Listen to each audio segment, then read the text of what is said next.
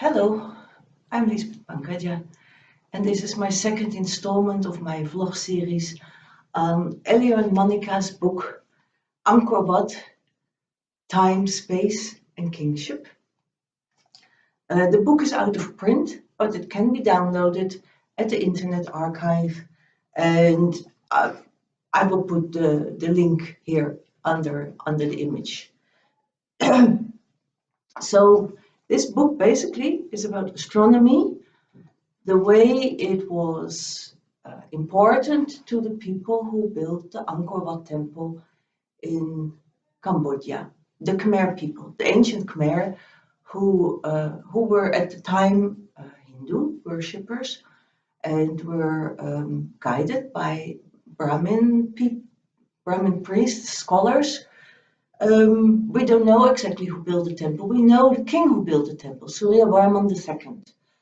And astronomy is of the greatest importance within Hinduism. I don't like the word Hinduism. The official word is Sanatana Dharma, which is actually a kind of a collective name for the very many diverse doctrines and ways of worship and understanding the universe and the creation and ways of worship that can be found in the Indian subcontinent.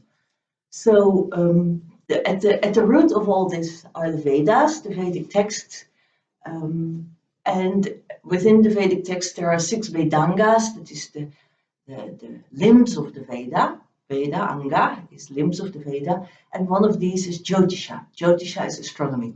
Now Jyotisha is mainly understood as astrology, but originally it was actually astronomy. Astronomy has enormous importance. First of all, for the calendar. All the daily rituals and the yearly rituals are organized on the basis of understanding of time, auspicious time, inauspicious time. So timekeeping and the calendar was of primary importance, and it's a huge, very complicated, rather different system from how it is known in the West, from the Greek time onwards. And the book is about that, so we'll go into that step by step.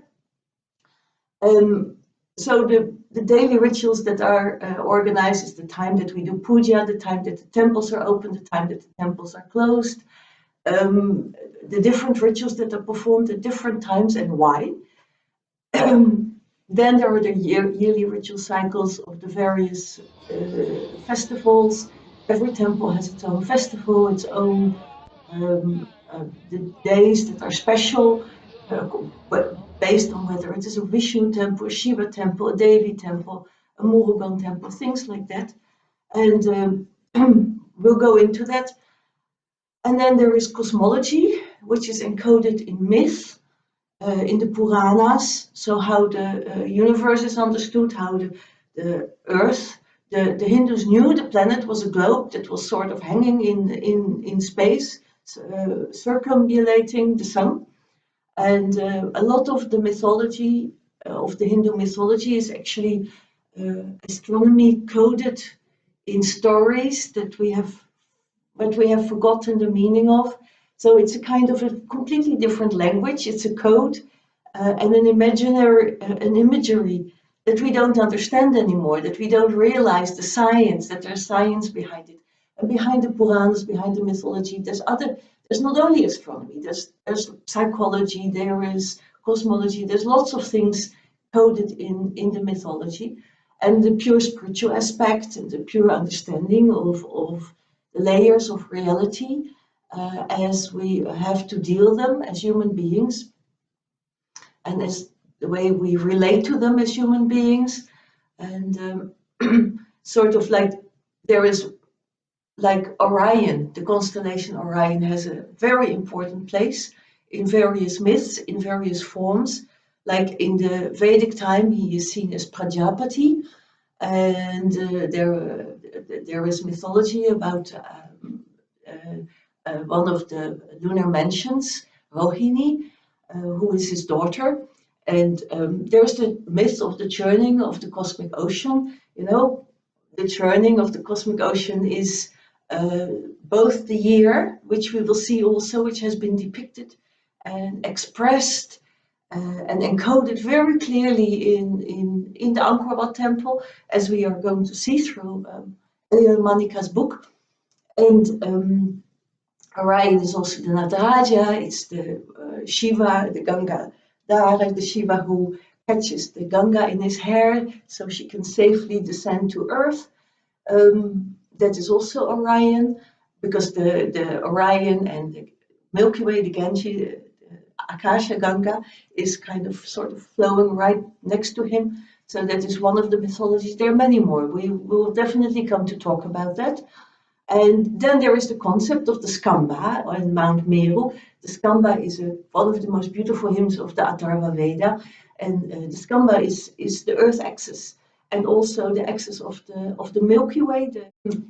These are some of the subjects that are also will pass by in the book. And so we have the year, the solar year, the lunar year. We have the nakshatras, 27 or 28 nakshatras, and all those concepts have been encoded in the building of the Angkor Wat temple. And Eleanor Mannikka, she took 20 years. She took 20 years to figure it all out. She had maps that had been made by a French team in the 1960s, and then she went herself to check whether what she had seen. But first she couldn't go because there was a civil war with the Khmer Rouge. So she went in the 1990s and 1980s, I think, and she checked it all. And so she really thought about it 100,000 times, because when she first found these things, she was actually herself very amazed and shocked almost. So we'll get to that. But alas, the book has been ignored by the academic community. Don't quite know why. When you let me see what she hoped. What she hoped with the publication of her book, she writes, "My objective was not only to explore the architectural splendor of Angkor Wat, however, but to offer new methods of architectural analysis in the process. If researchers are armed with the knowledge that astronomy, history, cosmology, and politics might partially, jointly, or wholly determine a structure's format and dimensions, then new possibilities open up for study of other temples as well." So I always thought, after I read this book also about 20 years ago. I read this book. So I've known about this book for quite some time, and I thought about it a lot, and because of my connection with the Chidambaram Nataraja temple, where some of these numbers are also encoded in the architecture, some of these numbers and some of these concepts. So I always thought somebody would do something with this, measure another temple. There's these fantastic other temples in Angkor Wat, and I thought somebody else would pick up this idea and start measuring. They're all being renovated, so there must be blueprints. It shouldn't be that difficult. But nothing has been done.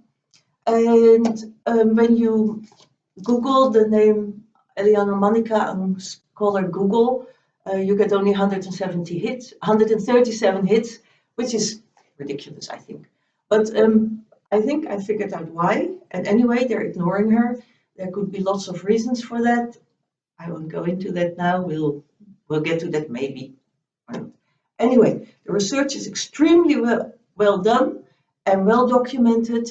And in a week or two, I will continue with this and we'll start going into the matter. Thank you for your attention, and I hope to see you again soon.